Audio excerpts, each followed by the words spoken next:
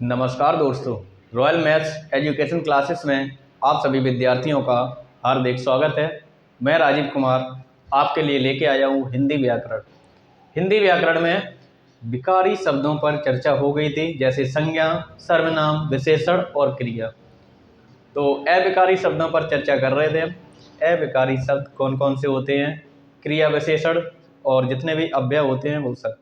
तो क्रिया विशेषण पर चर्चा हो रही थी। क्रिया विशेषण का एक वीडियो अपलोड हो चुका है, आज देखेंगे उसी के आगे क्रिया विशेषण।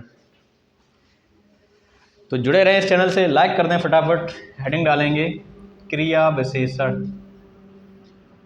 क्रिया विशेषण, जैसा कि इससे पहले बताया था कि क्रिया विशेषण क्या होता है। क्रिया की विशेषता बतलाने वाले अविकारी शब्दों को हम क्रिया विशेषण कहते हैं। आज देखेंगे क्रिया विशेषण के प्रकार। क्रिया विशेषण के प्रकार। क्रिया विशेषण की जरूरत क्यों पड़ी वो भी बता चुके थे, जैसे महत्व या आवश्यकता कह लें या कार्य कह लें उन्हें हम। स्वीकृति के आधार पर अनिश्चय और निश्चितता के आधार पर समय, काल, ये सब के आधार पर बताया था। आज देखेंगे क्रिया विशेषण के प्रकार। तो क्रिया विशेषण के 4 प्रकार होते हैं। क्रिया विशेषण के 4 प्रकार होते हैं। हेडिंग डालेंगे क्रिया विशेषण के प्रकार।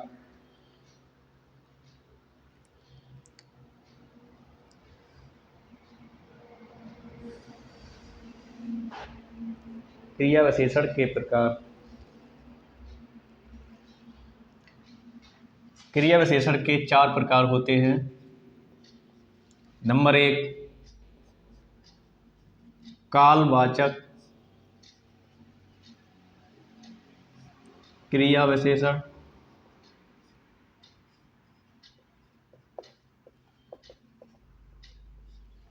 नंबर 2, स्थानवाचक क्रिया विशेषण।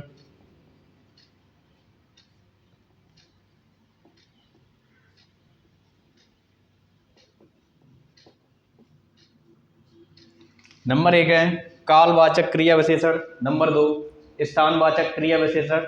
नंबर 3, परिमाणवाचक क्रिया विशेषण। परिमाणवाचक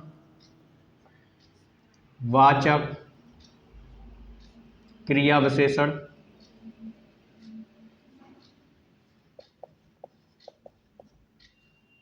और नंबर 4 है रीतिवाचक क्रिया विशेषण। रीतिवाचक क्रिया विशेषण। ये क्रिया विशेषण के 4 प्रकार बताए गए हैं। 4 प्रकार के क्रिया विशेषण होते हैं। कालवाचक क्रिया विशेषण, स्थानवाचक क्रिया विशेषण, परिमाणवाचक क्रिया विशेषण और रीतिवाचक क्रिया विशेषण। रीतिवाचक क्रिया विशेषण। अब इसमें पहली हेडिंग डालेंगे कालवाचक क्रिया विशेषण। पहली हेडिंग रहेगी कालवाचक क्रिया विशेषण। नंबर 1 हेडिंग डालेंगे कालवाचक क्रिया विशेषण। कालवाचक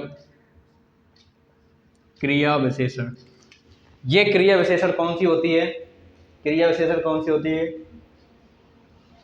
तो इसकी परिभाषा रहेगी वे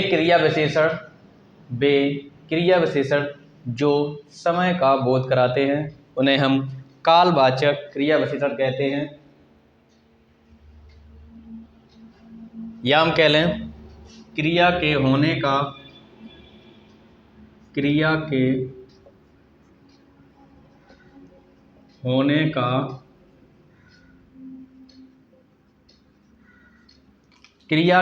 का समय का बोध कराते हैं।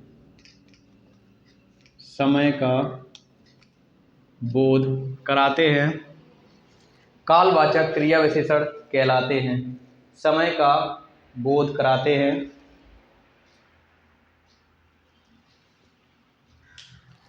याम कह लें, याम कह लें। क्रिया, क्रिया के होने का समय बताने वाले क्रिया विशेषणों को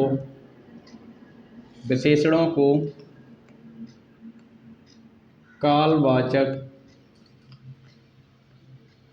क्रिया विशेषण कहते हैं। कालवाचक क्रिया विशेषण कहते हैं। कालवाचक क्रिया विशेषण कहते हैं। क्रिया के होने का समय बताने क्रिया के होने का समय बताने वाले क्रिया विशेषणों को कालवाचक क्रिया विशेषण कहते हैं। तो परिभाषा क्या है? क्रिया के होने का समय बताने वाले क्रिया विशेषणों को कालवाचक क्रिया विशेषण कहते हैं। जैसे उदाहरण लिखेंगे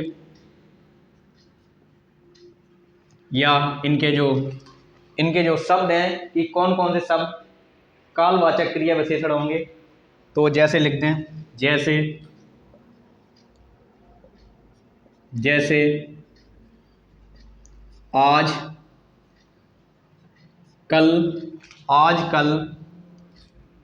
या बार कह लें, महीना कह लें, या ऋतु कह लें। आजकल, बार, महीना, ऋतु कह लें या सप्ताह कह लें, या पक्ष कह लें, या फिर कह लें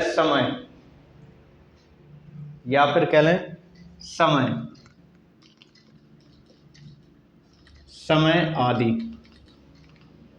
ये जो शब्द हैं आज, कल, बार, महीना, ऋतु, सप्ताह, पक्ष, समय आदि, ये शब्द अगर जिस वाक्य में प्रयोग होते हैं उन्हें हम कालवाचक क्रिया विशेषण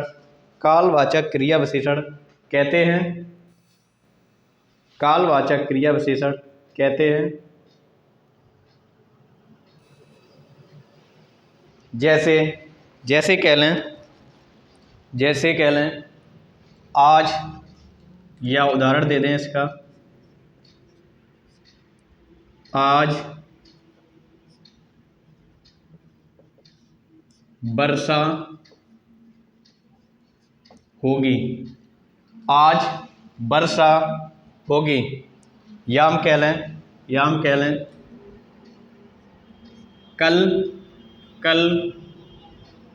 कल तुम जाओगे, कल तुम जाओगे। याम कह लें, उस महीने आना है,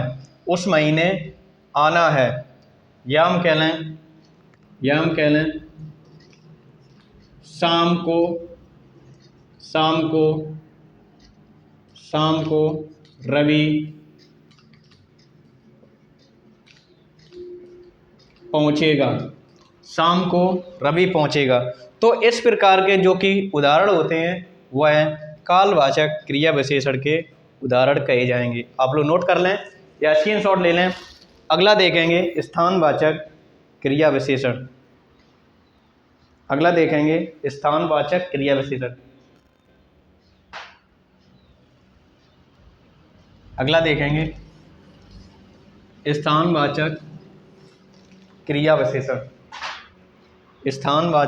विशेषण। हेडिंग नंबर 2 रहेगी स्थानवाचक क्रिया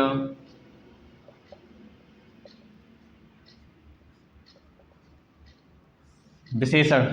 स्थानवाचक क्रिया विशेषण, तो इसकी जो परिभाषा रहेगी, क्रिया के होने का, क्रिया के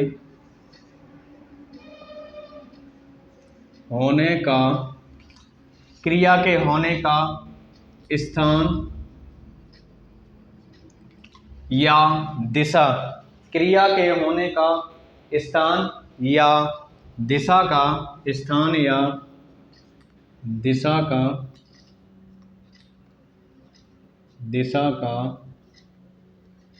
बोध कराने वाले, कराने वाले क्रिया, क्रिया विशेषणों को, क्रिया विशेषणों को स्थानवाचक क्रिया विशेषण कहते हैं।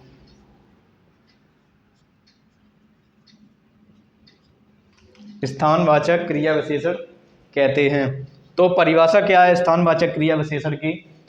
क्रिया के होने का स्थान या दिशा का बोध कराने वाले क्रिया विशेषणों को हम स्थानवाचक क्रिया विशेषण कहते हैं। जैसे जैसे जैसे शब्द होता है, या जैसे हम कह लें, उदाहरण देंगे, रवि, रवि छत पर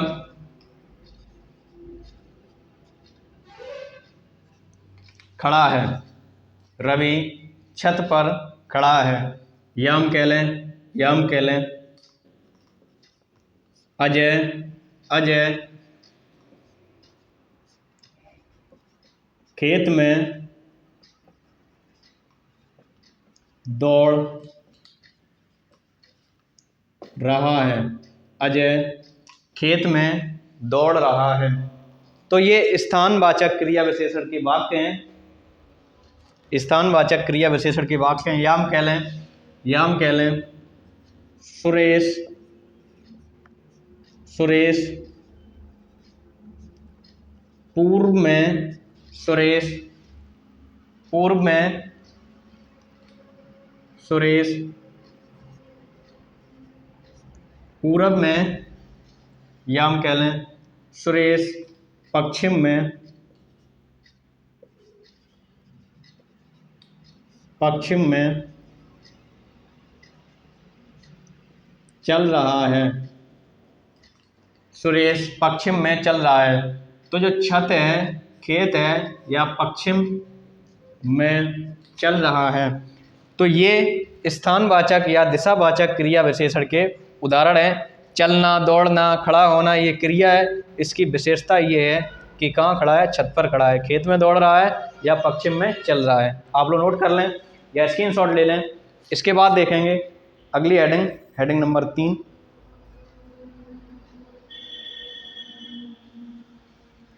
हेडिंग नंबर 3,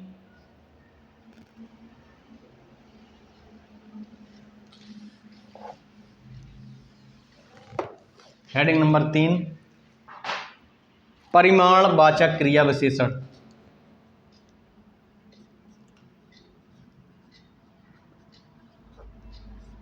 परिमाणवाचक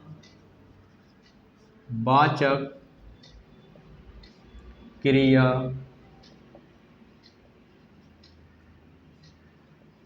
विशेषण, परिमाणवाचक क्रिया विशेषण। हेडिंग रहेगी परिमाणवाचक क्रिया विशेषण। इसकी परिभाषा रहेगी क्रिया के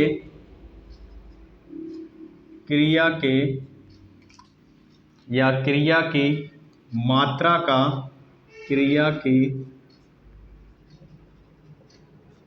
मात्रा का बोध कराने वाले क्रिया विशेषणों को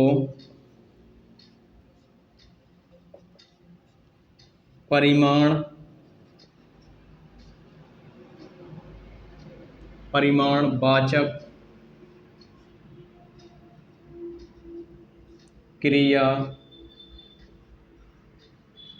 विशेषण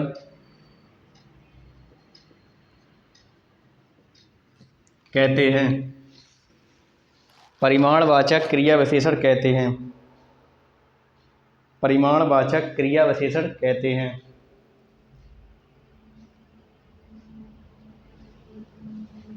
तो परिभाषा क्या है परिमाणवाचक क्रिया विशेषण की?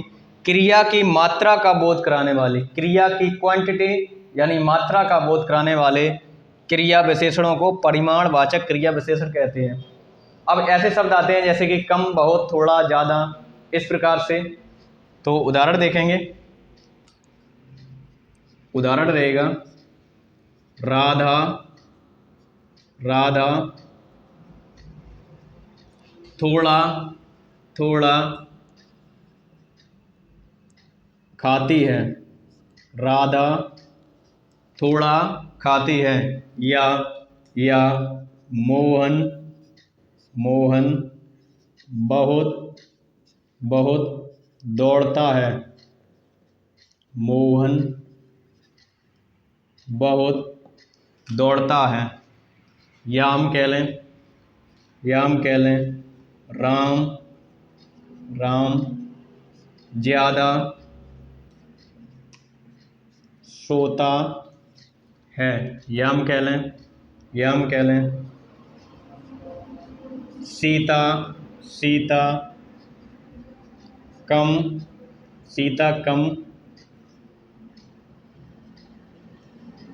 टहलती है।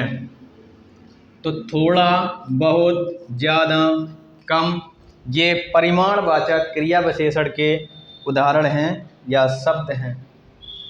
जैसे राधा थोड़ा खाती है, थोड़ा कितना, कम खाती है, ये परिमाण यानी क्वांटिटी बता रहा है। मोहन बहुत दौड़ता है, कितना दौड़ता है, बहुत दौड़ता है।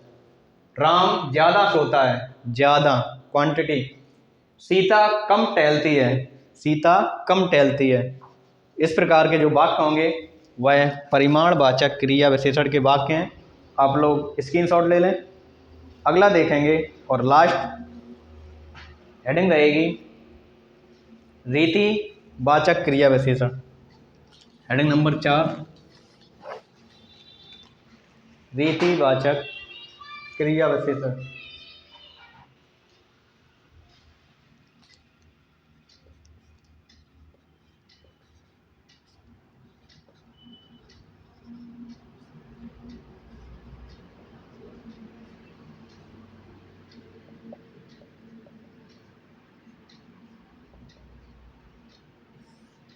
रीतिवाचक क्रिया विशेषण क्रिया का ढंग या तरीका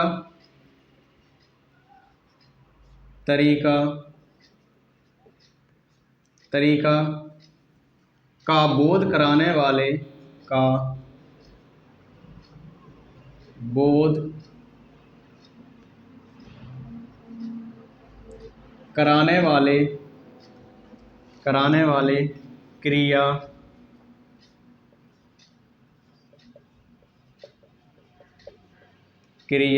क्रिया विशेषणों को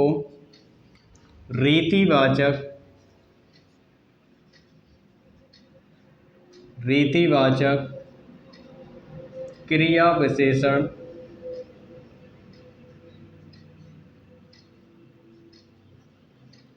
कहते हैं। रीतिवाचक क्रिया विशेषण कहते हैं क्रिया का ढंग या क्रिया का तरीका का बोध कराने वाले क्रिया विशेषणों को रीतिवाचक क्रिया विशेषण कहते हैं।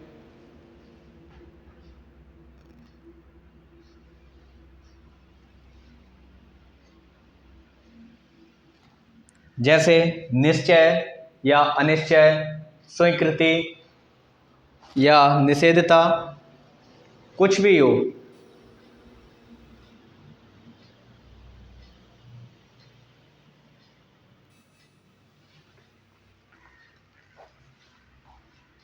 जैसे निश्चय, अनिश्चय। थोड़ा कैमरा तिरछा हो गया था। रीतिवाचक क्रिया विशेषण, क्रिया के ढंग या क्रिया का तरीका का बोध कराने वाले क्रिया विशेषणों को हम रीतिवाचक क्रिया विशेषण कहते हैं। जैसे उदाहरण दे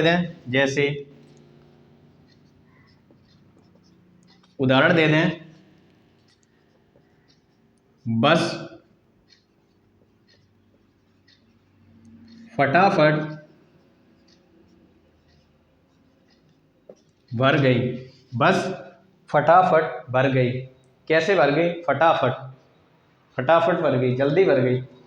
क्रिया का ढंग या क्रिया का तरीका का बोध कराने वाले क्रिया विशेषणों को रीतिवाचक क्रिया विशेषण कहते हैं। जैसे बस फटाफट भर गई, बस फटाफट भर गई। मोहन, या हम कह लें राहुल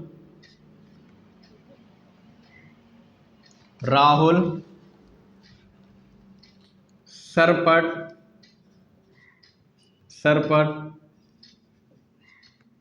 आ गया। राहुल सरपट आ गया।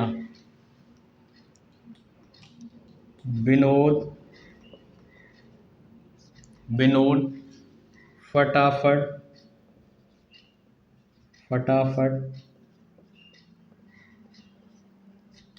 तैयार हो गया। विनोद फटाफट तैयार हो गया। राधा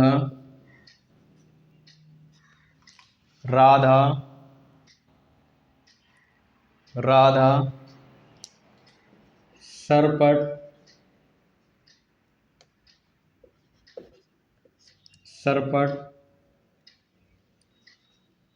चली गई।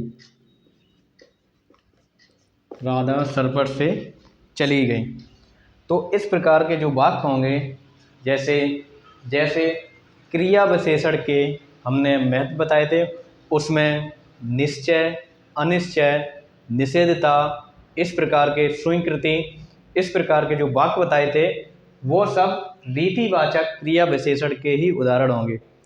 जैसे स्वीकृति वाले उदाहरण, जैसे मोहन ने पूछा, सर क्या मैं बाहर चला जाऊं? सर क्या मैं बाहर चला जाऊं? तो सर ने कह दिया, हाँ तुम बाहर चले जाओ, हाँ बाहर चले जाओ।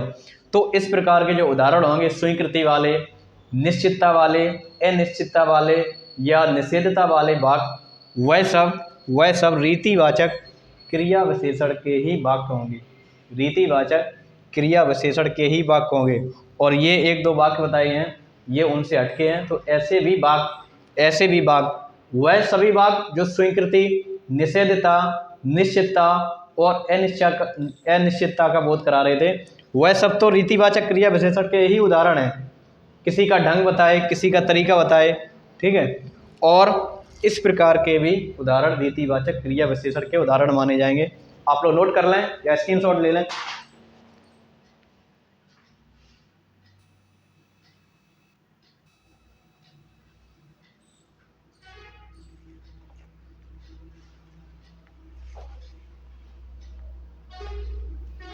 तो आज हमने चर्चा की है क्रिया विशेषण के प्रकार पर। क्रिया विशेषण टॉपिक खत्म हो चुका है, हम फटाफट से रिवीजन करेंगे। क्रिया विशेषण किसे कहते हैं? जो अविकारी शब्द क्रिया की विशेषता बतलाते हैं, उन्हें हम क्रिया विशेषण कहते हैं। जो अविकारी शब्द क्रिया की विशेषता बतलाते हैं, उन्हें हम क्रिया विशेषण कहते हैं। क्रिया विशेषण के प्रकार कितने होते हैं? तो क्रिया विशेषण के 4 प्रकार होते हैं। कितने प्रकार होते हैं? 4 प्रकार होते हैं। नंबर एक जैसे कि लिखा हुआ है, कालवाचक क्रिया विशेषण। कालवाचक क्रिया विशेषण का मतलब ये है, समय के आधार पर क्रिया की विशेषता बतलाए तो उसे हम कालवाचक क्रिया विशेषण कहते हैं। कौन से? समय के आधार पर। नंबर 2, स्थानवाचक क्रिया विशेषण। क्रिया के स्थान का बोध कराए, विशेषणों को या उन क्रिया विशेषणों को हम स्थानवाचक क्रिया विशेषण कहते हैं। नंबर 3, परिमाणवाचक क्रिया विशेषण, जो शब्द क्रिया के स्थान, क्रिया के मात्रा का बोध कराए, क्रिया के मात्रा का बोध कराए, ऐसे क्रिया विशेषणों को परिमाणवाचक क्रिया विशेषण में गिनेंगे। और लास्ट है रीतिवाचक क्रिया विशेषण। क्रिया के रीति या ढंग या तरीका का बोध कराने वाले क्रिया विशेषणों को हम रीतिवाचक क्रिया विशेषण कहते हैं। तो मित्रों, हमें उम्मीद है कि आप लोगों को अविकारी शब्द का पहला टॉपिक क्लियर हुआ होगा, जो कि क्रिया विशेषण है। क्रिया विशेषण आप लोगों को समझ में आया होगा। ये अविकारी शब्द है, अविकारी शब्द के श्रेणी नंबर 1 में आता है। ये आज टॉपिक खत्म हो चुका है, अगले वीडियो से देखेंगे हम। तो आज के लिए इतना ही, मिलते हैं अगले वीडियो में। तब तक के लिए इस चैनल को वॉच करते रहें। नमस्कार।